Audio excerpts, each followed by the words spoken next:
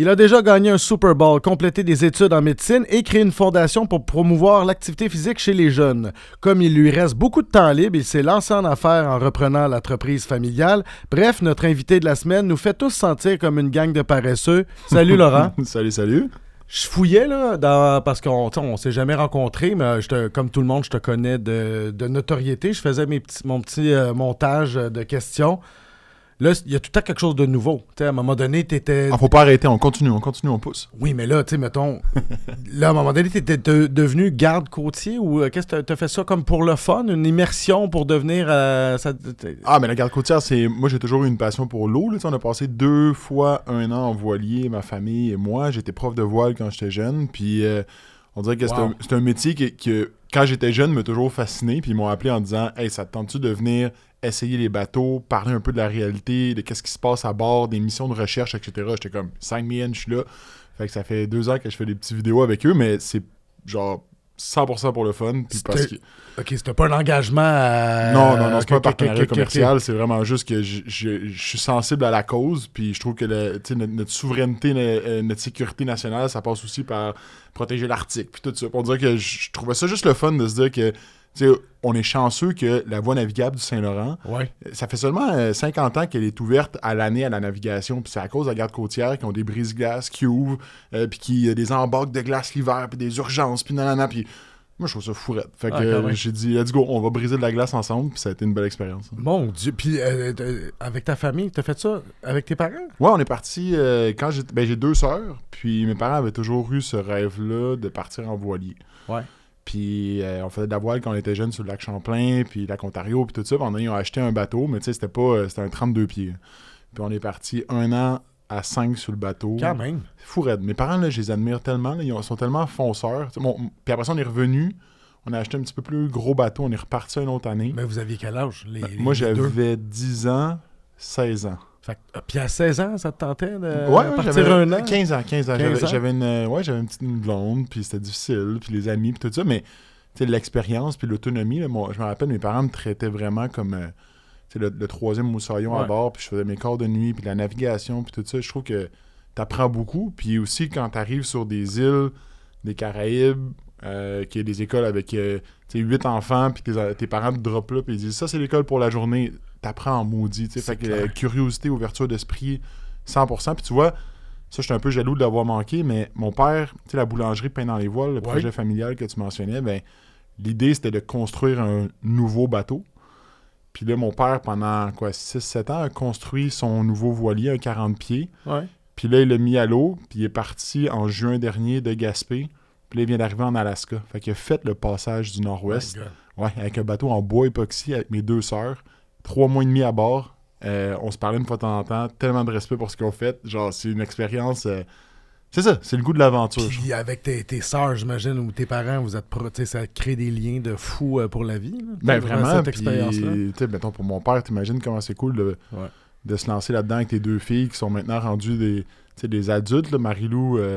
ma plus jeune sœur est plus si jeune, ça doit avoir 27 ans. Puis, non, elle est jeune. Elle est jeune, ok. Mais tu sais, elle a été étudiée aux États-Unis sur l'équipe d'aviron à l'Université de Seattle, elle est sur l'équipe nationale du Canada en aviron. Elle est jamais à la maison, puis là, elle revient pour faire ça avec mon père. Delphine, mon autre sœur, qui a commencé sa médecine, qui a fait tourisme d'aventure, qui a fait des expéditions fous. Puis là, maintenant, en tout cas, je suis tellement fier de mes sœurs. Y avait-tu une pression chez vous? Parce que là, vous faites toutes des affaires qui n'ont pas de bon sens. Il manque juste astronaute à votre CV. Fait que là, y avait-tu une pression de je suis bien trop lourd pour être astronaute, t'imagines? Chaque kilo de masse de plus qu'il faut que tu amènes dans l'espace. Mais non, il n'y a pas... Je pense pas qu'il y ait eu la pression chez nous. Je pense que c'était comme... Mes parents, en fait, ont montré l'exemple. Puis on n'a jamais embarqué dans le sport compétitif. Moi, quand j'ai commencé le football, mes parents étaient un peu découragés. Ils étaient comme, un sport qu'il va falloir aller à chaque samedi encourager puis faire semblant d'aimer ça, tu sais. Puis finalement, ils ont aimé ça, mais là... c'était pas ça la culture chez nous, c'était plus l'aventure. C'est plus le plein air, le ski de fond, la voile, planifier des routes. Mes parents ont fait Kigaska, Blas-Sablon en kayak ensemble une couple d'années. Des tripeux, là. Des tripeux. Puis je pense qu'ils nous ont transmis ça. Puis moi, je trouve que je suis le plus pouilleux de la famille, en fait. Je suis jamais... T'es le hippie du Vernet tardif. Au contraire, tous mes parents sont... Moi, je me trouve des fois un peu risk avert. Je prends beaucoup moins de risques que mes sœurs et mes parents. Mais je les admire pour ça. Ben, ça explique un peu le nom de la boulangerie Pain dans les voiles. Maintenant, je comprends le sens. Nous autres, on a fait ça, hein, moi, avec ma blonde puis mes enfants. On a fait 2 fois le genre de pseudo-tour du monde. En voilier aussi? Mais pas en voilier, en sac à dos, en Asie, tout ça. Fait que c'est pour ça que moi, je sais que c'est marquant pour mes enfants. Je sais que c'est quelque chose qui ils sont peut-être pas capables de te dire merci sur le coup, mais ils vont te le dire plus tard. Ça, je te confirme que là, ça a 17 ans, il me dit pas merci souvent. Mais, fait qu'un jour, oui, tu vas être reconnaissant. Tu l'as été. Je pense quand je suis arrivé au cégep université. En fait, c'est quoi? Quand j'ai commencé ma médecine, c'est là que j'ai eu un peu une vision différente de mon enfance, dans le sens où si tu vas dans une école, un collège privé, que tu es entouré de gens qui te ressemblent, qui pensent pareil, qui viennent du même background socio-économique que toi, c'est difficile d'advocate pour une diversité de population comme celle qu'on a à Montréal. Puis ça te prend des expériences de vie, faut que tu ailles à la rencontre de d'autres manières, d'autres perceptions du temps, de la maladie, des enjeux, des gens qui viennent de situations migratoires particulières. Si t'es pas curieux, exposé, si tu poses pas des questions, c'est dur de créer des rapports. Puis la médecine, c'est vraiment ça, c'est de créer des liens de confiance avec les gens. Je comprends. Mais là, tu as fait du sport de haut niveau. Ça peut pas être bien plus élevé dans ton sport. Ta sœur aussi, visiblement. Pendant ces 2 années-là, vous avez fait quoi? Parce que tu peux pas bien t'entretenir de niveau compétitif. Tu es en bateau. Ouais, mais j'ai manqué l'année, je pense. Je me rappelle... Mes parents avaient tellement débuzzé quand on s'était fait dire que j'étais trop lourd pour jouer dans la catégorie qui m'était attitrée selon mon âge. Puis ils m'avaient dit faut que tu perdes 10 livres pour pouvoir jouer bantam ou je me rappelle plus trop quoi. Puis mes parents ont dit c'est pas vrai que tu vas manger de la salade tout l'été. On s'en va en voilier. Puis j'ai manqué l'année, puis ça a été ça. Puis ça aussi, c'est une belle leçon parce qu'au début, tu penses que c'est la fin du monde. T'avais-tu peur, toi? Tu disais, ça y est, je rate mon... Parce que à ce moment-là, c'était-tu un plan? Non. À ce moment-là, la culture chez nous, c'était comme... À chaque année, tu essayes un sport, puis en donné, il y en a un que tu vas être capable de dire que tu veux faire 2 années consécutives. Fait que j'ai fait du badminton, du cross-country, du soccer, name it. J'étais moniteur de voile, je jouais du violon, puis en donné, j'ai fait comme tu sais quoi, le football, j'aime ça. Puis pour moi, c'était comme l'espèce de mix entre... C'est comme jouer aux échecs, mais full contact. Tu as un aspect stratégique, cérébral, esprit d'équipe qui est vraiment... prépondérant, puis t'as une physicalité qui, moi, me permettait de challenger un peu mon trop-plein d'énergie. C'était quoi le sport ou l'activité moins sur ton X? Moins sur mon mix? Badminton? Badminton, j'ai aimé ça. C'est cool, le badminton. C'est vraiment cool. Moi, je savais pas, c'est le sport de raquette où est-ce que le volant ou la balle voyage le plus rapidement. C'est vrai? Ouais, je savais pas non plus. Plus qu'une balle de tennis? De ce que j'ai compris, c'est qu'elle est très, très, très rapide au début, puis elle décélère très rapidement aussi. Mais vitesse pour vitesse, le moment de l'impact, c'est là qui est le plus rapide. Ouais. C'est tout le temps qu'on a, c'est tout ce que je voulais savoir. Merci, ça répond parfaitement.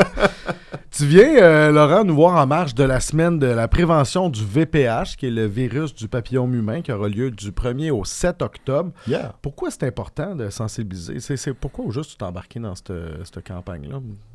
En fait, plusieurs raisons, mais pour moi, quand je joue au foot, il y a toujours eu un peu ce questionnement-là ou cette quête interne de se dire comme, OK, je bâtis une plateforme à travers le football. Le football, c'est un sport incroyable, mais ça reste qu'on joue au ballon pointu. On bouge un ballon sur une patch de gazon, puis comme qu'est-ce qui va rester? Puis évidemment, c'est là que je me suis mis à me poser des questions, puis la santé, puis la prévention, puis l'éducation, puis le VPH, pour ceux qui ne savent pas c'est quoi, c'est un virus, une maladie transmise sexuellement, puis c'est une maladie un virus qui cause 100% des cas de cancer du col de l'utérus. On l'entend souvent. Mais ce qu'on ne sait pas, c'est que ça cause aussi comme 50-60% des cancers de la gorge, de l'oropharynx. Ces cancers-là sont en augmentation, surtout chez les hommes. Bref, c'est un enjeu de santé publique à l'échelle nationale, autant pour les hommes que pour les femmes. Puis on n'en parle pas assez. Puis c'est rare qu'on a des cancers qui ont des causes autant identifiables. C'est un virus, on peut le traiter. Il y a une solution. Il y a une solution. Ouais. Je trouve que c'est d'autant plus important d'en parler. Puis je pense que le chiffre, c'est comme 75% des Canadiens qui sont sexuellement actifs. Fait que 3/4 des Canadiens et Canadiennes sexuellement actives vont avoir une infection au VPH une fois dans leur vie. Sous une forme, là. Sous une forme. Ça veut pas dire qu'ils vont développer des lésions, mais ça veut dire qu'ils vont avoir quand même l'infection et qu'ils vont pouvoir la transmettre. Fait que c'est un enjeu qui concerne tout le monde. Donc, ça peut être comme condylome, je pense que c'est un peu ça, là. Oui, ou des lésions précancéreuses au niveau du col de l'utérus, ou des lésions au niveau de la gorge, du pénis, de l'anus, etc. Il y a plusieurs cancers qui sont liés étroitement à des infections au VPH. Donc, moi, je trouvais que c'était... Tu sais, ça, je trouvais que le fait que ça rejoignait beaucoup de monde, qui avait beaucoup de travail à faire au niveau de l'éducation, puis d'en parler. Puis le fait que, c'est ça, je me cherchais un peu une cause à travers cette plateforme-là que j'avais bâtie dans le football, ça a créé une association parfaite. Là, ça fait 2 ans maintenant, puis... Tu sais, je pense qu'on en parle de plus en plus, là, des gens comme la mairesse Catherine Fournier à Longueuil, tu sais, qui en parlent publiquement, puis il faut avoir cette conversation-là. Pas juste entre femmes, pas juste entre hommes, mais tout le monde ensemble parce qu'on est tous concernés par ça. Écoute, tu pourrais être un role model de à peu près tout. Là. Je pense que tu pourrais. T'inspires quand même les gens. Pourquoi celle-là? Je veux dire, puis c'est une excellente cause, mais pourquoi de toutes les causes que tu aurais pu défendre, celle-là te tient particulièrement à cœur? As-tu une raison? Parce que je pense qu'il y a un momentum puis un coup à donner en ce moment. Les façons de dépister les lésions précancéreuses avec le fameux pap test chez les femmes sont en train d'évoluer vers des diagnostics de VPH en tant que tel. Il y a comme des couvertures de vaccination qui sont élargies pour les plus grandes tranches d'âge gratuitement au Québec. Puis malgré ça, on n'en parle pas tant. Je trouvais qu'il y avait une fenêtre d'opportunité de donner un coup, s'assurer qu'on en parle. Puis comme je le disais tantôt, ça concerne 75% des Canadiens et Canadiennes sexuellement actifs. Pour moi, ça concerne tout le monde. Donc, c'est un enjeu de santé publique. Puis je me suis dit, let's go, on donne un tour de roue puis on fait notre bout de chemin pour essayer de rallier le plus de gens derrière ça. Je te cite dans une entrevue avec le L, il y a un moment, tu disais que c'était pas facile de parler de santé sexuelle avec des hommes. Est-ce que tu sens que ce vent-là est en train de tourner? Est-ce que tu penses que c'est encore vrai? En fait, je pense que c'est pas facile de parler de santé, point, avec des hommes. Il y a il y a une certaine conception de comme surtout quand on est jeune, là, moi je le voyais dans un vestiaire de foot là, comme on est invincible, tu sais, puis juste dans la prévalence à l'hôpital ou à l'urgence des visites qui sont faites par des femmes versus par des hommes, il y a beaucoup plus de femmes qui consultent.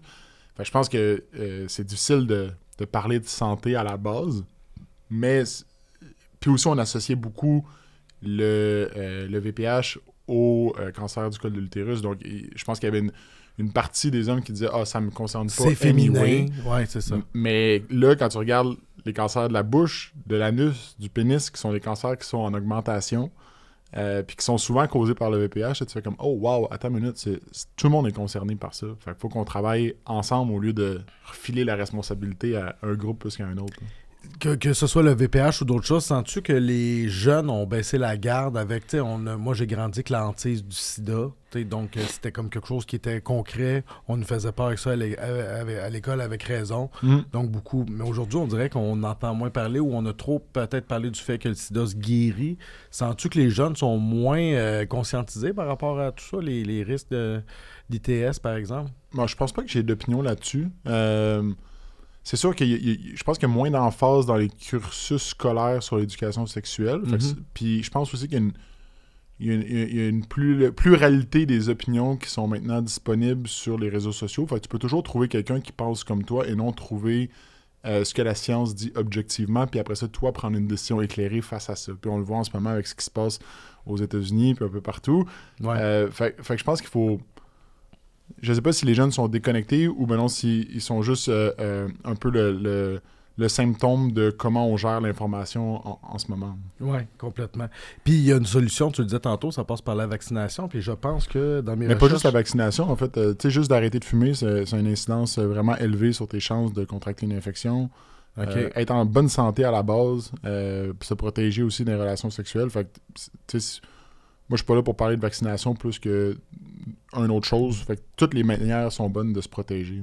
C'est que je pense qu'au Danemark, sont sur le point d'éliminer, grâce à la vaccination, les principales souches de VPH à l'origine des cancers. Donc, il y a vraiment des progrès qui sont faits. J'ai vu ça, ouais. Bon, Laurent, tu as pris ta retraite il y a 2 ans de la NFL après avoir disputé 73 rencontres avec les Chiefs de Kansas City, surtout, et les Jets de New York en fin de carrière. Ça te manque pas trop? C'est ta vie de footballeur? Dites même, j'ai une petite émotion là. Ouais, ouais, ça me manque. Je pense qu'à chaque début de saison, tu vois la frénésie, tu vois l'excitation. Tu sais, il y a clairement un défi puis une souffrance puis tu sais, c'est un grind une saison de foot. Là. Quand tu vas pratiquer en novembre puis que là, le sol est gelé puis tu sais qu'il reste 6 games avant les playoffs, tu sais, c'est difficile de te lever le matin puis créer l'énergie que tu as besoin. Mais en même temps, c'est tellement un défi qui est récompensé. Tu sais, de gagner dans un stade de 75 000 personnes puis d'avoir du monde qui crie assez poumonné puis de toi-même crier parce que tu as marqué un toucher puis tu t'entends même pas crier toi-même. Tu sais, il y a quelque chose de comme niveau d'adrénaline, là, genre, c'est indescriptible. Puis de le faire en équipe, là, l'espèce de camaraderie que ça crée, pour moi, c'est... Je vais jamais être capable de reproduire ça dans autre chose. Puis c'est ça qui me rend un peu nostalgique. Puis t'es pas vieux. Est-ce que ça te fait peur des fois de OK, je le vois que tu te garoches dans plein d'affaires. T'es pas quelqu'un qui est passif, là. Ouais. Mais est-ce que ça te stresse? Ça va être tough atteindre à nouveau un tel niveau d'adrénaline ou d'énergie ou de buzz. Je veux dire, tu gagnes le Super Bowl.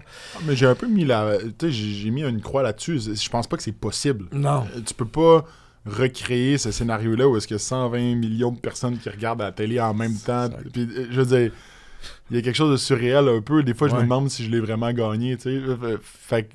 Je confirme que oui. Là. Merci. C'est Wikipédia qui t'a dit ça. Je l'ai vu dans Wikipédia. Dans tes recherches. J'ai les dates toutes, si tu veux. Là. Mais je pense que ça va être difficile de rebattre ou d'accoter ce moment-là. Puis ce que je me dis en contrepartie, c'est, tu sais, les moyennes de carrière dans la NFL, c'est comme 2,5 ans maintenant. Fait que d'avoir joué 9 ans, 7 ans pour la même équipe, juste ça, c'est un privilège en soi. Fait que je me réjouis de ça. Ça doit prendre une force mentale parce qu'il y a des gens, des fois, qui vivent de grandes choses. On le voit même dans le domaine de la musique. Tu sais, des gens, à un moment donné, quand ça marche moins, ben ils crashent. Ou tu sais, il y a tout le temps... Quand tu as connu des moments comme ça, il faut que tu t'accroches à la vie continue, puis il y a des belles affaires qui vont se passer dans ta vie aussi. Ça prend quand même une force pour te garder excité. Non, honnêtement, je pense que j'étais en paix avec mon... C'était correct. Ouais, la manière que t'en parles, c'est comme si c'était genre...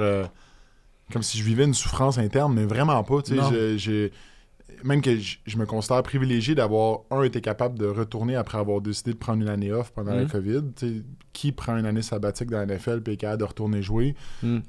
J'ai été échangé, ce qui était une expérience quand même un peu douloureuse, mais ça reste que ça m'a donné l'opportunité de jouer. J'ai joué 8 matchs. La première fois que je suis embarqué sur un terrain pour les Jets de New York, puis que le dernier match que j'avais joué, c'était 18 mois avant, une pandémie plus tôt, puis c'était le Super Bowl à Miami en 2000. Tu sais, il y a quelque chose de surréel là-dedans. Oui. Fait tu sais, j'ai eu tellement d'opportunités de closure puis de tourner la page. Puis même après ça, je pensais que je prenais ma retraite. Je me suis embarqué dans ma résidence en médecine au Québec. Puis en septembre, j'étais pas capable de tenir debout, assis sur une chaise. J'ai appelé mon agent, Sacha, puis j'ai dit ça, je trouve moi une équipe. Puis une semaine après, j'étais de retour avec les Jets, puis j'ai fini la saison avec eux. Fait j'ai eu l'opportunité de closure puis de tranquillement, pas vite, me distancer du sport. Puis je pense que ça m'aide à mieux le vivre parce que la réalité, on le sait, c'est que c'est difficile pour les athlètes de prendre leur retraite. Puis la raison pour ça, c'est parce que 3/4, sinon plus, des athlètes prennent leur retraite parce qu'ils se font couper à cause d'une blessure, à cause d'enjeux de masse salariale, etc. Fait que moi, je me sens quand même vraiment privilégié d'avoir été capable de me distancer graduellement puis de rendre cette transition-là plus agréable, mettons.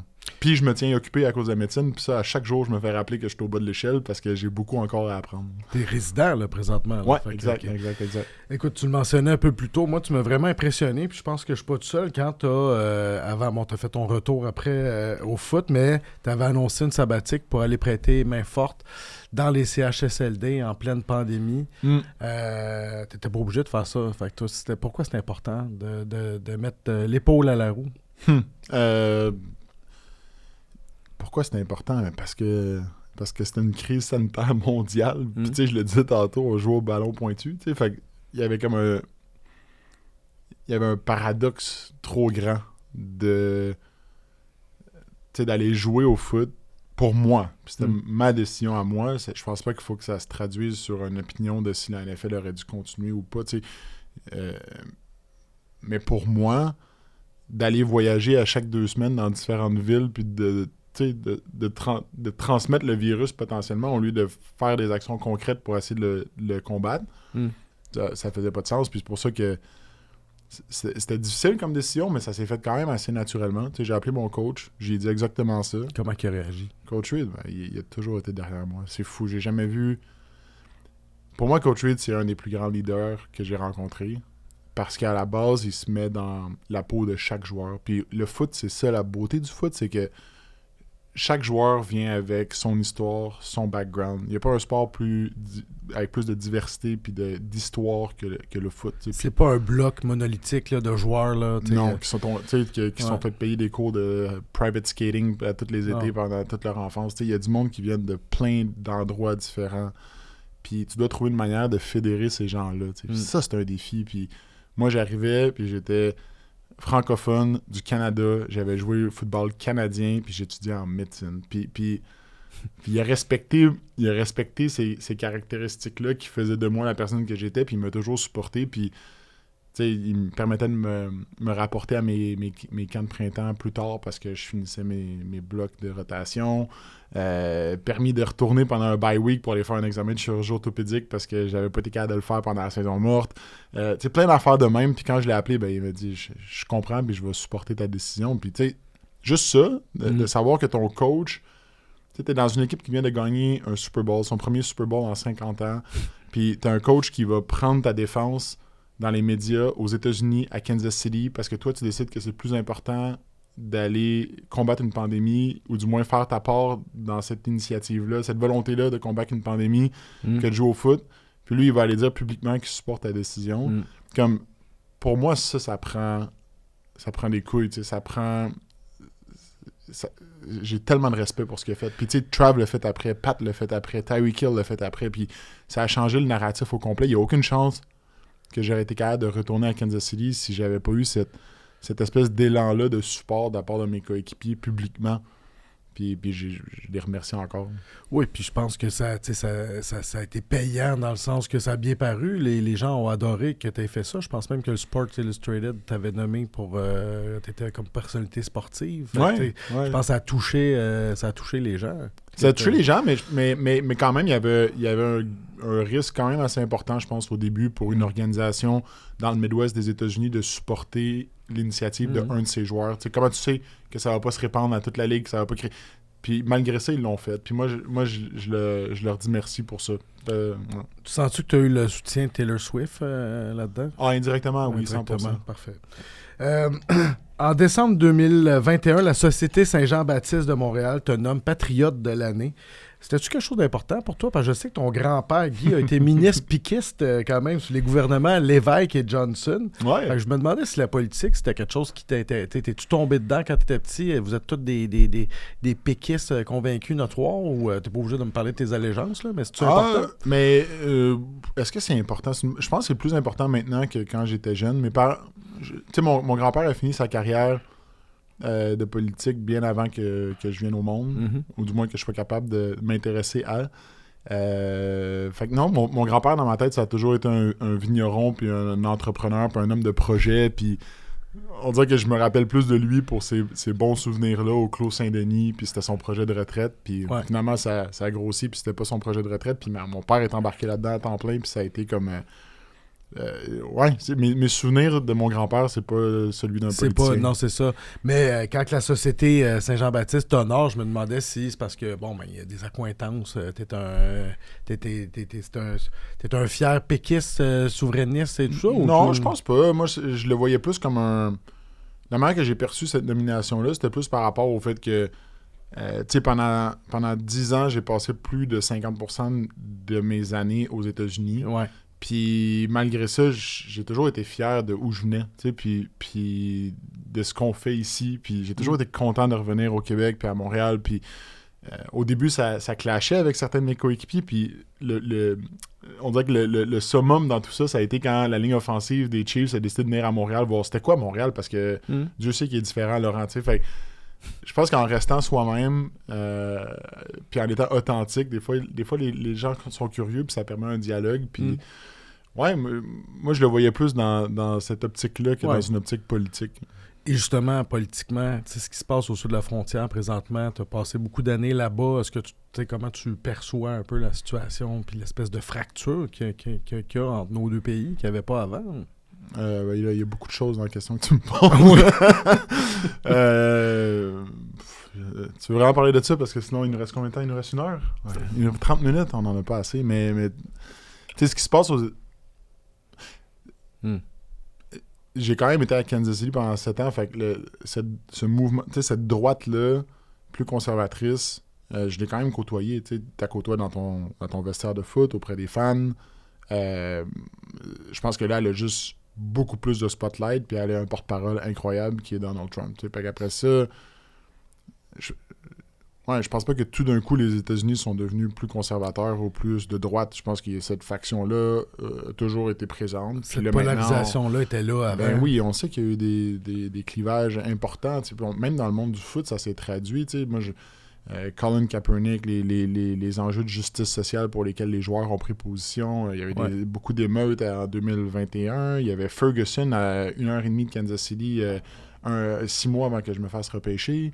Il y en a eu beaucoup des choses, des événements marquants. Fait que je pense que quand on met tout ça ensemble, on comprend qu'il y a un continuum, puis après ça, ben, on peut être d'accord ou pas avec ça. Puis évidemment, ben, en étant de l'autre côté de la frontière, puis en ayant un regard, puis en voyant ce qui se passe, ben, c'est sûr qu'il y a des enjeux qui sont plus froissants que d'autres, puis qui viennent plus me chercher, mais je pense que c'est la même chose pour toi, puis c'est la même chose pour bien du monde. Oui. Mais peut-être qu'avec un pas de recul de ce côté-ci de la frontière, on a de l'impression que c'est la guerre civile à nos portes, alors que toi, tu as été là-bas, tu te dis ces gens-là étaient là, donc cette réalité-là existe déjà. C'est peut-être... Ben, cette réalité-là, je pense qu'elle existait déjà aux États-Unis. Pour moi, ce qui change beaucoup dans les derniers 6 mois, c'est de voir à quel point les États-Unis se referment, là, c'est peut-être mon côté de santé publique qui parle, mais de couper autant en aide humanitaire, de couper autant en éducation, de couper autant... Dans le communautaire aussi. C'est comme ça, pour moi, c'est une injustice. Quand tu es une nation privilégiée, tu as cette responsabilité-là, je pense, de t'impliquer à l'extérieur de tes frontières pour autre chose que régler cette guerre, comme Donald Trump l'affirme. Fait que je ne veux pas rentrer trop dans la politique, mais moi, je trouve ça désolant qu'il y ait autant de monde qui vont mourir à cause de ces politiques-là. Sens-tu que le dialogue se peut encore? Tu es allé aux États-Unis. Est-ce que ces gens-là vont finir par se parler, tu penses? Ben, oui, j'espère. Puis honnêtement, c'est pour ça que j'essaie de faire attention à ce que je dis, parce que je veux pas... c'est facile de se lever aux barricades puis de crier, mais la solution, je pense, qu'elle est plus dans le dialogue. Puis ce que moi, j'ai trouvé beau, puis j'en parle souvent avec Florence, ma copine, de nos années à Kansas City, c'est la possibilité d'avoir eu ce dialogue-là, d'avoir eu la possibilité de vivre des émotions tellement fortes avec des gens qui pensent fondamentalement pas comme toi. Puis de agree to disagree, puis de se respecter là-dedans, c'est comme ça qu'on va trouver des solutions. C'est trop facile de juste dire ça n'a pas de sens à quelqu'un comme toi qui pense comme moi. Il faut aller plus loin que ça. Sans juste vouloir convaitre l'autre, de juste comme comprendre un peu. Exact. Vous avez un enfant, hein, toi puis Florence? Absolument pas. Vous n'avez pas d'enfant? Non. OK. T'as mal fait tes recherches? J'ai fait mal mes recherches. Mais, ben écoute, tu peux l'annoncer ici si c'est le cas. Si c'est en train de... Non, c'est ça. T'as passé l'été comme médecin résident à Gaspé, où t'es en train de tourner, je pense, un remake de La Grande Séduction, c'est ça? Ça a-tu bien été?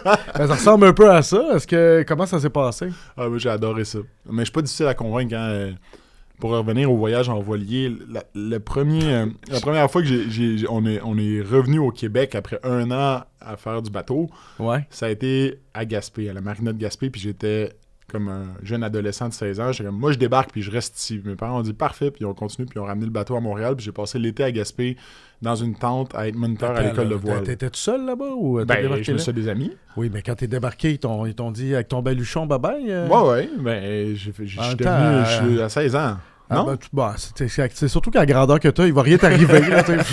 Bref, ça, c'est ça a été comme l'étincelle pour mon amour pour la Gaspésie. Puis je suis retourné plein d'années. J'ai été moniteur de voile plein d'années là-bas. On dirait que pour moi, d'être capable d'allier ma passion pour la médecine avec retourner aux sources, c'était c'était comme le parfait combo.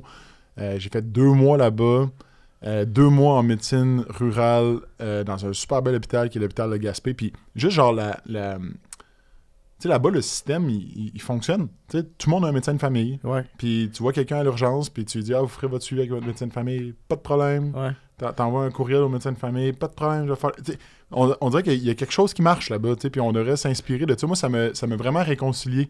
Puis les gens sont tellement sympathiques. Ben oui. J'ai un amour pour la Gaspésie, puis je pense que ça va rester. Puis de combiner ça avec la médecine, c'était vraiment cool. Puis c'est-tu quelque chose qui te tenterait d'aller pratiquer justement en région? Je ferme vraiment pas la porte à ça. Ouais. Puis là, dans le fond, il y a une technicalité. T'es médecin résident présentement. Ouais. Qu'est-ce que ça veut dire? C'est comme un apprenti conducteur ou il te manque encore... Ben, ça veut dire que j'ai fait mon doctorat en médecine, qui m'a pris beaucoup plus de temps qu'une personne normale, tu peux t'en douter. Puis après ça, je me suis inscrit à la résidence, qui est la spécialisation, en 2022. Je suis retourné jouer une année avec les Jets, je suis revenu. Puis là, maintenant, je m'implique plus intensément. Fait qu'il me reste comme un 5-6 mois de rotation clinique pour terminer ma spécialité. Qui va me permettre après ça de pratiquer, j'allais dire où je veux, quand je veux, mais non, malheureusement, il y a quand même beaucoup de restrictions au niveau des permis de pratique. Il y a des PEM et des PEM et nanana, puis moi, j'embarque tellement pas là-dedans, mais c'est la réalité à laquelle il va falloir que je m'intéresse un peu plus. Là, présentement, les couteaux volent bas aussi entre les médecins en marge du projet de loi 106. Ah! Ouais. Mais... je veux pas péter ta ballonne, mais là... Ah non, mais c'est le torchon brûle avec le gouvernement. Le torchon brûle active. Même je veux dire, je pense qu'en date de la semaine dernière, les médecins spécialistes refusent de faire de l'enseignement auprès des étudiants en médecine. Comme ils brûlent solide, là. Ouais. Ça veut dire que si tu as fait ton cursus médical... pendant la pandémie, ben, tu as été hypothéqué en termes de ton exposition clinique. Si tu fais ton cursus 3 ans plus tard, ben, tu es hypothéqué à cause... Là, à un moment donné, c'est comme... Si on veut avoir les meilleurs... En fait, c'est comme pourquoi on amène ce débat-là dans la sphère publique. T'sais, on dirait que n'importe qui a un conflit de travail avec son employeur, bon, on essaie de le régler... en se parlant dans une salle ensemble, mais non à coups d'articles dans la presse puis le Journal de Montréal. Là. Puis le gars du syndicat qui est souvent à des micros, puis après ça, t'as le ministre du B de l'autre bord, puis ça se tiraille, mais toi, t'es pas... écoute, il faut que tu vives ton moment de nouveau sans être contaminé par les chicanes. Mais je veux dire, c'est omniprésent. Il n'y a pas une journée que tu travailles à l'hôpital sans entendre un commentaire sur les coupures, la réalité. Puis c'est dommage parce que tu rentres en médecine, on te vend du rêve, d'avoir ce pouvoir d'influence-là auprès d'une communauté, de prendre soin de... Puis là, tu te rends compte que finalement, tabarnouche, qu'il y a des bâtons dans les roues, il y a des frictions. Puis je dis pas que c'est toute la faute de un ou de l'autre, mais ce que je dis, c'est que... ça roule carré. Ça roule carré. Encore aujourd'hui. Ça roule carré. Puis plus maintenant que jamais. Puis c'est démotivant, je trouve, pour des jeunes qui rentrent en pratique. Absolument. Moi, j'ai d'autres projets, fait que je vais chercher mon fulfillment entrepreneurial ailleurs, mais il y en a d'autres pour qui c'est d'en face en maudit là, de se faire dire « OK, ben là, tu vas avoir telle restriction, tel quota, telle affaire. » Puis j'ai aucun enjeu avec de mettre des indicateurs de performance. Je pense qu'il faut essayer d'optimiser notre réseau, mais il faut donner des indicateurs de performance sur qui, toi, tu as 100% du contrôle. Sinon, c'est difficile de buy-in. Puis en amenant ça dans la sphère publique, ce qui se passe, c'est que moi, ça a fait au quotidien... ma relation de confiance avec le patient. Ouais. Puis c'est tellement une grosse partie. Si tu es capable de créer une alliance thérapeutique avec un patient, tu peux aller loin. On peut accomplir beaucoup de choses. Puis si tu brises ça, puis si ça s'effrite à cause de dialogue politique ou peu importe, ça affecte ta pratique au quotidien. Puis ça, je trouve ça dommage. J'ai l'impression que c'est de la science-fiction quand on est plus proche de Montréal. Le lien que tu as avec le médecin. J'ai pas ça, moi, un médecin de famille. Ça, c'est un autre enjeu. Ouais, c'est pour ça qu'il faut aller en Gaspésie. Oui, il faut aller en Gaspésie. Je serais bien. Qu'est-ce qui te fait triper avec la médecine? J'ai l'impression que c'est pas l'argent. Je pense que t'as pas. C'est sûr que c'est pas le moteur de ta carrière. C'est quoi qui te fait triper dans la médecine? Tu vois, je suis pas mal convaincu que je vais faire une pratique en médecine d'urgence. Puis pour moi, c'est peut-être le plus proche que je vais me rapprocher du foot. C'est sûr que tu t'embarques en médecine parce que moi, j'aime profondément essayer de comprendre comprendre quelqu'un, essayer d'aider quelqu'un, essayer de pas juste dire « fais ça, c'est bon pour toi ». Pourquoi t'es pas adhérent? Pourquoi qu'est-ce qui se passe? Puis on vient tous de backgrounds différents, puis à Montréal, c'est comme probablement une des places les plus multiculturelles. Fait que c'est un défi de tous les jours, puis c'est un beau défi, tu sais, j'aurais jamais été exposé à autant de cultures différentes, autant de façons de voir les choses, la crise de l'itinérance. Si c'était pas de ma pratique de résident dans les salles d'urgence. Puis ça, je suis vraiment reconnaissant de ça. Puis après ça, l'esprit d'équipe. Tu sais, au foot, il faut que tu prennes des décisions rationnelles dans un environnement stressant, puis que tout le monde soit sur la même longueur d'onde, puis tu communiques clairement un avec l'autre, puis que ça soit efficace. Mais comme un patient rentre instable dans une salle de trauma, c'est la même affaire. Est-ce que tu te laisses intimider par le sang, les cris? Non. Airway, breathing, circulation, les signes vitaux, c'est clair. On communique ensemble, on va y arriver. Puis genre, moi, je suis au début de mon apprentissage là-dedans, mais on dirait que ça me fait triper de me dire qu'un jour, je vais être comme 100% en confiance dans ces situations-là. Ouais. Faut que tu sois... Pour être un bon médecin, je pense qu'il faut que tu sois en confiance, faut que tu sois aussi comme au courant de tes propres biais. T'sais. Qu'est-ce que j'ai tendance à avoir comme jugement? À quel point, quand je pense que c'est quelque chose, j'ai un closure bias, puis je me dis c'est juste ça, puis c'est sûr que c'est ça. T'sais. Puis là, en année, il faut que tu sois capable de trouver des mécanismes pour te garder objectif, ouvert à toutes les situations. Ça, c'est le fun. C'est un travail sur soi, c'est un travail d'équipe, c'est un travail avec les patients. Puis une pression. Tu es capable de délier la pression, fait que tu retournes dans un environnement de pression. Je retourne dans cet environnement-là. Ouais. Puis bon, ben parce qu'il n'y a pas juste ça dans la vie, t'as repris la boulangerie familiale, mais pas tout seul. Je pense avec des associés, avec ta famille. En fait, avec mon meilleur ami qui est devenu mon agent NFL, Sacha, avec qui j'ai travaillé étroitement pendant 10 ans.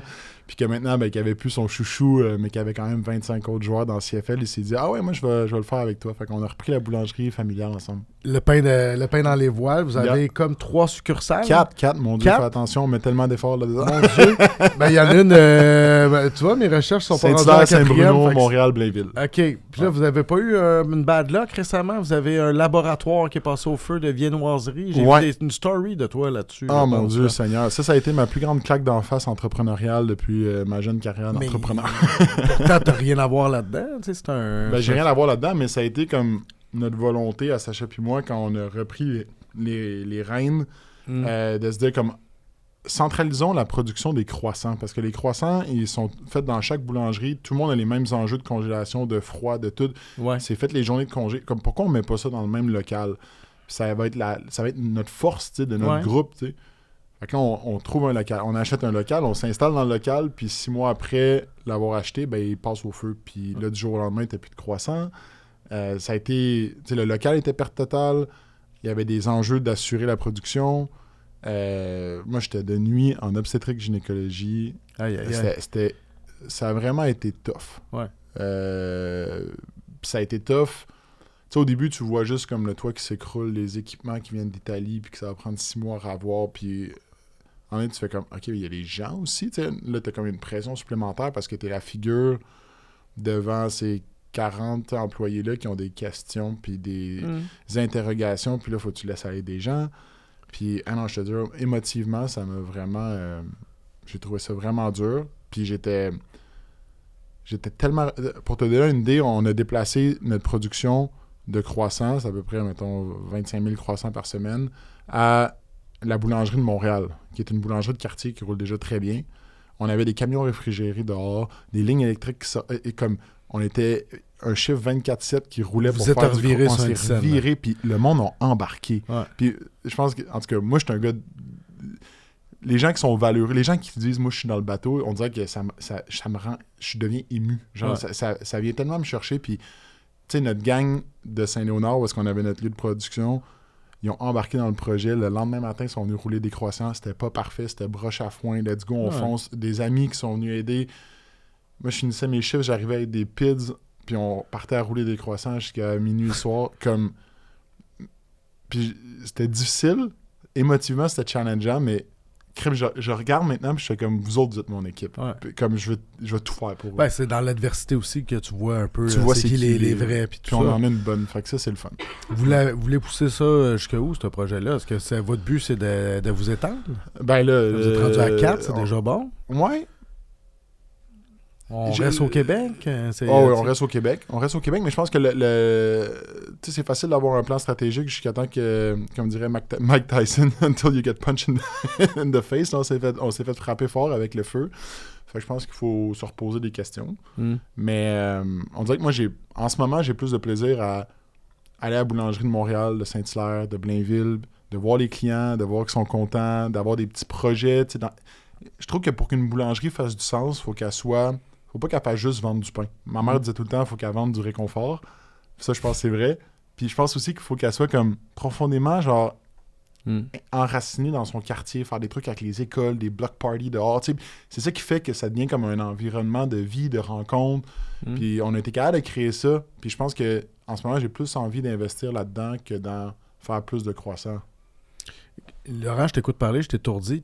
Il y a 24 heures dans une journée, mais t'as-tu une vie comme aussi sociable? T'as-tu le temps d'avoir une vie, genre, je mets des guillemets, normale? Parce que là, tout à fait. Médecin, ça, je pense que t'étais pas aussi le côté agricole. J'ai lu quelque part que t'avais un passé agricole, puis toute la culture éco-responsable, où tu t'intéresses à ça aussi. Ben oui, mais en fait, mon père est agronome de formation, puis on dirait que ça a imprégné un peu le why derrière la boulangerie, parce que la boulangerie, c'est aussi une tribune vers plein de monde qui viennent à chaque semaine. Fait que tu te dis comme, OK, comment je peux remonter en amont puis mettre de l'avant le produit. Il n'y a pas beaucoup de produits dans la vie qui sont faits avec 2 ingrédients, de l'eau puis de la farine. Non. Fait que là, on a commencé à travailler avec des agriculteurs, faire pousser nos blés.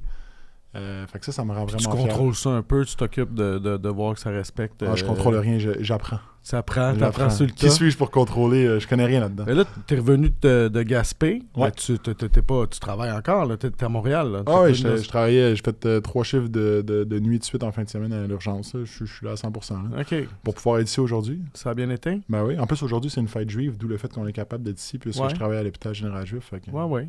Comment que t'es reçu là-bas? T'es parachuté dans un nouvel environnement, les collègues, tout ça, les gens sont... En Gaspésie, ça? Oui, en Gaspésie, où quand t'arrives ici, tu changes de gang, dans le fond. Fait que là, il faut que tu te refasses un nouveau... Ouais. Ben, j'aime ça, moi, changer de gang. C'est un beau défi. Puis, tu sais, à cause de mon passé, il y a du monde qui vient te voir. Oh mon Dieu, t'es-tu celui que je pense que t'es? Puis il y a d'autres mondes qui sont comme... Il doit être chiant vu qu'il est celui que je pense qu'il est. Puis il y a d'autres mondes qui s'en foutent complètement. Puis pour quitter le résident en médecine au bas de l'échelle, puis c'est bien correct. Fait que, on dirait que tu sais jamais trop à qui tu t'adresses. Fait que c'est comme un défi de jongler tous ces humains-là. Puis, tu sais, t'as un mois... T'es là 1 mois. Une rotation, c'est 1 mois. Là, j'étais à l'hôpital St. Mary's à Montréal. T'es là pour 1 mois. T'as comme 1 mois pour... En fait, t'as pas 1 mois. T'as 2 semaines pour faire pogner la gomme. Puis t'as 2 semaines pour apprendre, aimer ça. Par ça, hop, t'es rendu à la prochaine. Ouais. Fait que c'est un beau défi. Moi, j'aime ça. Tu deals-tu bien que ça, te faire arrêter, te faire jaser? T'es-tu quelqu'un... T'es pas quelqu'un qui court, j'ai l'impression, après des entrevues. À 320 livres, tu cours pas. Non, mais t'es pas... on peut pas dire que t'es pas partout dans des quiz. On dirait que tu restes quand même... J'ai pas le temps, même. Non, c'est ça. Ben, je pourrais trouver le temps, mais... Tu dois te faire inviter plus que tu dois aller, là. C'est rare, je te vois dans ma recherche... Il n'y a pas beaucoup d'entrevues. J'étais plus tranquille, mais je veux dire, la résidence, c'est 2 jobs en une à la base, c'est beaucoup d'heures. Les projets aussi.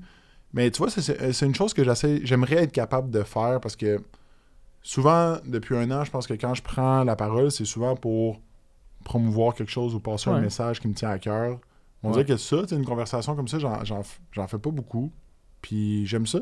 Je pense que ça te fait réfléchir. Je sors d'ici puis je vais réfléchir. Oui, moi, tu vas avoir appris à mon contact un peu. Ben oui, puis avec toute ta bonne recherche. Avec ma bonne recherche. Mais tes enfants vont bien, hein, j'espère. Oui, c'est ça. Oui, mes enfants vont bien. Mais toi, en fin de semaine, tu dis que tu as eu 3 chiffres de nuit à l'urgence. Écoute, je comprends le secret professionnel. Ça ressemble à quoi? Qu'est-ce qui traverse la porte? Crime. Tout, c'est ça la beauté de l'urgence, c'est que tu sais pas. Non. Mais je pense qu'on a... Ben, ça dépend, tu sais, t'as l'urgence ambulatoire puis t'as l'urgence sourcilière. C'est comme 2 départements qui travaillent ensemble. L'urgence sourcilière, c'est les gens qui habituellement arrivent en ambulance. Ouais. L'urgence ambulatoire, c'est les gens qui franchissent la porte à pied, mais ça les empêche pas d'avoir une condition sévère qui va les transférer de l'autre côté, du côté civière. Mais tu sais, t'as autant des enjeux de santé mentale, de toxicomanie, d'arrêt cardiaque, d'AVC, de douleurs abdos, des bras cassés, des hanches cassées, des migraines bénignes. Ouais. Puis faut que tu navigues là-dedans. C'est ça aussi qui est ce que je me rends compte, c'est que la force d'un bon urgentologue, c'est oui le côté médecine, mais c'est aussi le côté management, priorisation. Moi, je regarde mes patrons avec qui je travaille, ils se font déranger 2000 fois par chiffre. Mm. Comme... le numéro... excuse-moi, parce que je travaille en anglais, mais lit 14, sa troponine est revenue à 45. Man, moi, je suis complètement déconnecté, mais eux autres, ils savent... le lit 14, c'est tel patient, il y avait telle affaire, sa première tropo est à 65, donc elle diminue, donc c'est correct. OK, parfait, va-t'en. Alors que peut-être que si le lit numéro 13 avait une troponine à 45, ça serait la fin du monde. Ils sont capables de se rappeler de chaque patient. Que ce soit par son nom, par son numéro de chambre, par son nom de famille, son prénom. Comme, c'est hallucinant. Puis après ça, ils sont capables de prioriser parce que il y a des patients qui sont instables qu'il faut que tu revoies clairement ou que tu t'occupes activement. Il y en a qui attendent d'être vus par des consultants puis que tu pourrais peut-être envoyer à la maison si tu prenais 2 secondes pour réviser leur chest X-ray, par exemple. Puis t'en as d'autres qui n'ont pas encore été vus. Puis c'est facile de dire « Ah, je vais prioriser ceux-là », mais la réalité, c'est que ceux qui n'ont pas encore été vus sont non différenciés. Fait que ça se peut qu'ils soient vraiment malades puis tu le sais pas. Fait qu'il y a un facteur d'incertitude qui fait en sorte qu'ils sont plus importants peut-être que lui. Mais comme ça doit se passer en même temps que tu as 20 patients sur civière que tu dois connaître parce que tu as reçu un two-liner en 30 minutes sur chaque patient au début de ton shift. Puis il faut qu'en 8 heures, tu aies vu le plus de patients possible, que tu aies assuré le flow de tous ces patients-là, puis que la prochaine personne qui vient prendre le relais, tu sois capable de donner un two-liner sur les 23 patients qui vont rester à la fin de ton shift. C'est fou raide. Ouais.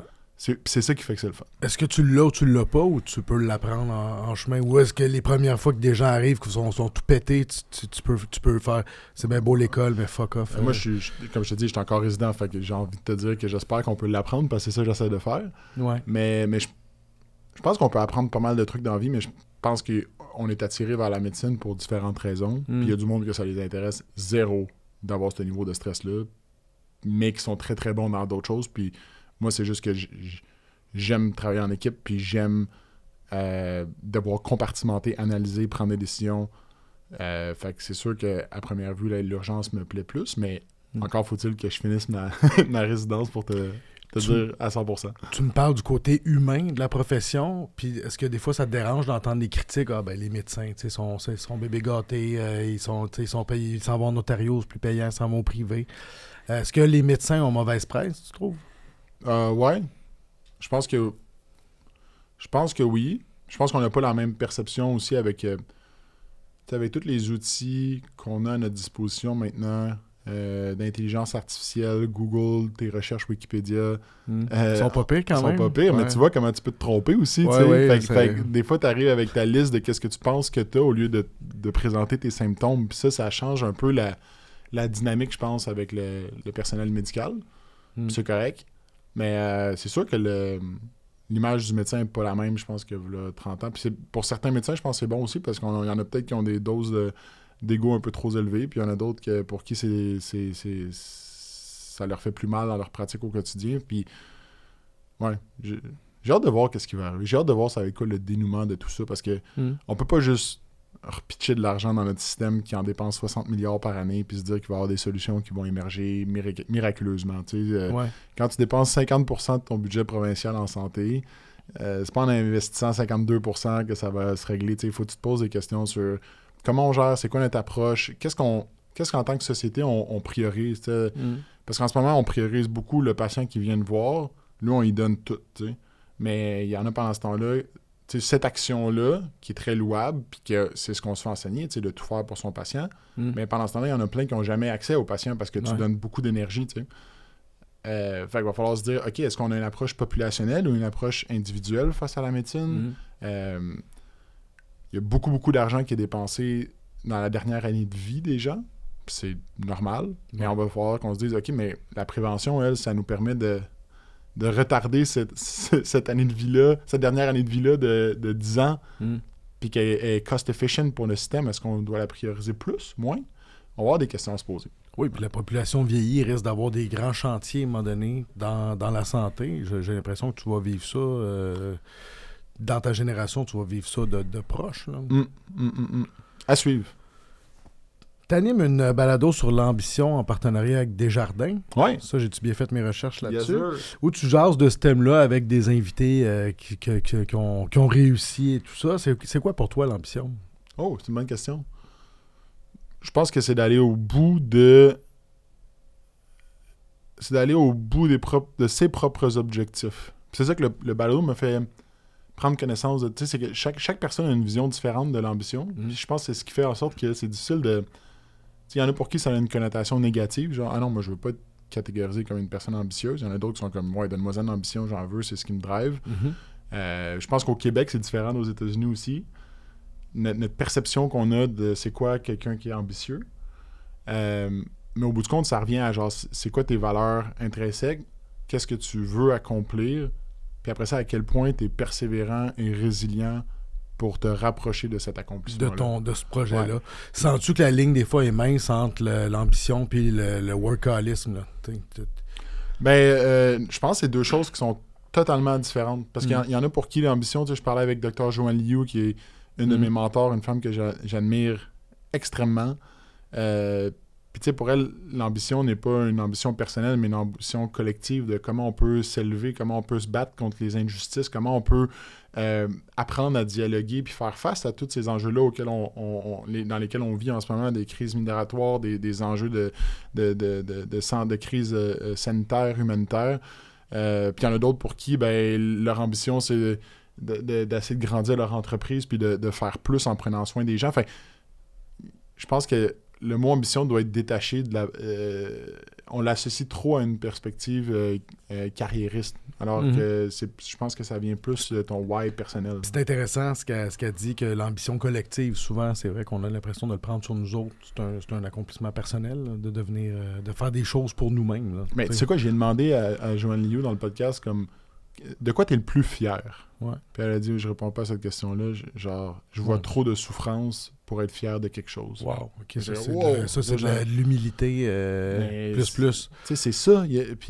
Mais ça, moi, à mes yeux, c'est une personne extrêmement ambitieuse aussi, mais elle va jamais accepter de dire qu'elle est ambitieuse. Fait que c'est ça la beauté, je pense, des dialogues qu'on a eus. Puis honnêtement, tu me demandais, qu'est-ce que tu fais dans ta vie normale? Ouais. J'ai envie de te dire, j'anime un balado. Tu sais, c'est tellement... Non, mais c'est tellement un privilège de pouvoir dire, hey, aujourd'hui, je m'en vais rencontrer Farah Alibé. Ouais. T'aimerais-tu ça, toi? Pas plate. C'est ça. Guy Cormier. Je vais aller rencontrer Joanne Liu. Je vais aller rencontrer frères et sœurs Germain qui ont bâti une chaîne d'hôtels à travers le Canada pendant que Sheraton, l'autre bord, met une pression immense. Oui, mais t'es dans la trentaine, tu peux aller revirer une brosse avec tes chums aussi. Ah, j'en veux pareil des brosses, mais avec modération. Avec modération. Tantôt, là, Catherine a dit, tu vas voir ça, il est fatiguant, il est parfait. Donne-nous une liste de défauts. Pour juste moi, j'ai ça, ces parties-là de podcast. Non. Ben oui, on passe à autre chose. OK. C'est quoi? Y a-tu d'autres choses, mettons, bon, t'as la médecine, là, t'es là-dedans pour un bout de temps, l'entreprise familiale, t'as voyagé, t'as joué au foot, t'as-tu quelque chose là, qui reste un projet, quelque chose à accomplir? Celui qui me tient pas mal le plus à cœur ces temps-ci, puis c'est la fondation, tu l'as mentionné au début de l'émission, mais moi, en ce moment, je plane avec la fondation. T'as dit que c'était une fondation pour promouvoir le sport, mais je vais te corriger encore une fois, désolé, mais c'est le but de la fondation, c'est de promouvoir la réussite éducative des jeunes, puis d'utiliser le sport puis les arts comme levier pour le faire. Je pense que toi et ta blonde, vous êtes ensemble là-dedans. On est ensemble là-dedans. C'est ça. Puis dans le fond, on déploie une offre d'ateliers sportifs et artistiques dans les écoles pour qu'un jeune puisse avoir du fun à l'école, s'associer, se voir à l'école, ça devienne un lieu de rassemblement, apprendre, puis on apprend, on pense qu'on apprend le français, les mathématiques, l'anglais, mais l'école, c'est aussi l'estime de soi, c'est aussi la confiance en soi, c'est de travailler en équipe, puis ça vient du sport, puis ça vient des arts, la créativité, d'être curieux, ça vient de l'éveil, de travailler de l'argile, la photographie, de la laine cardée. Fait que nous, ce qu'on fait, c'est qu'on déploie des ateliers en art puis en sport. C'est clé en main avec du personnel, nos employés. On est dans 70 écoles en ce moment. On est dans 800 camps d'été l'été. Puis ça, pour moi, c'est... Ça te fait triper. Là. Ouais, ça, c'est mon leg, c'est mon projet. Je vais pas dire mon projet, c'est celui de Florence et moi puis de toute l'équipe, parce qu'on est rendu une bonne équipe là-dedans. Mais en ce moment, ça me fait vraiment vibrer. Genre, on est sur une bonne lancée, il y a un momentum, puis ouais, il y a des besoins criants, on se le cachera pas. Quand il y a 570 millions de moins en éducation, ça crée des trous. Puis souvent, c'est le parascolaire, c'est les arts, c'est le sport qui est cop. Fait que nous autres, d'être là puis d'être capable d'avoir une offre de service de qualité, je trouve que ça a comme littéralement l'opportunité de changer la trajectoire d'un jeune. Puis évidemment, on va pas dans les écoles privées de ce monde. On va sur le terrain, dans les écoles défavorisées, les jeunes plus vulnérables. Puis je pense que c'est là qu'on peut avoir un impact concret. Complètement. On le voit aussi même dans Montréal-Nord avec le basket. Ben oui, c'est fou ce qui se passe. Ouais. C'est rendu une place où tu vas recruter là, quasiment. Là. Fait que oui. c'est quand même cool. La politique, ça t'intéresse-tu? Non. OK. Je pense qu'il y a moyen de changer, puis tu le fais, de changer les choses Autrement. sans passer par la politique. Là. Je pense pas que j'ai la couenne assez dure. je regarde qu'est-ce que ça prend pour être politicien, puis il faut que tu ailles... faut que tu sois correct avec le fait qu'il y a 40% du monde qui taillisse la face puis que ça soit extrêmement bon. T'haïrais ça? Ah, je suis pas... Non, je serais pas capable. T'es-tu bon en bras de fer? Je pense que je n'ai perdu. Moi, je suis quand même pas pire. Pour vrai? Tu veux-tu t'essayer pour finir? Ça va-tu me faire mal? Ben, je suis quand même invaincu dans podcast? les Basses-Laurentides. Oh, shit! Ouais, ouais, on se sent-tu la main avant? Ouais. Ben, moi, qu'est-ce que tu fais avec ma main? OK. Là, je te donne pas de chance, là. OK. OK. Rafi, dis go. 1, 2, 3, go! OK. Tabarnouche. Allez, tu me fais... Là, ça dure bien trop longtemps, ces enfants. Yes! Merci. Merci de ta visite. Ah, merci à vous autres. Je l'ai laissé gagner. Ouais, je sais. J'ai senti en plus. Tu me laissais te casser le poignet puis tu t'es comme couché. Tu m'as tellement laissé une chance. Ah. T'as été fin. T'as